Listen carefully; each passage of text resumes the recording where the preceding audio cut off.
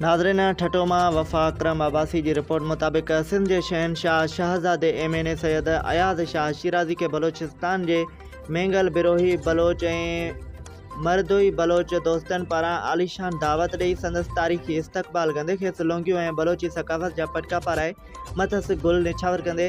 संदसि मान में शाही दावत कंदे खेसि दरगाह हज़रत सखी शाह बिलावल नूरानी की ज़ियारत कराइण सां गॾु बलोचिस्तान जी बाज़ारुनि ऐं तारीख़ी मागनि जे सैर व सियाहत पिणु कराई। यादि रहे त सिंध जे शहज़ादे शहनशाह MNA सैयद अयाज़ शाह शिराज़ी पारां बलोचिस्तान की धरती ते कदम रखण वक़्तु दरगाह शाह नूरानी के चीफ ख़लीफ़े ग़ुलाम हुसैन ऐं बोलान बलोचिस्तान के जाबलू पट्टी ते सदियुनि खां क़दीम ॻोठ जंगी खान मरदोई जे बलोच सरदारनि ग़ुलाम मोहम्मद मरदोई, साबिक़ नायब नाज़िम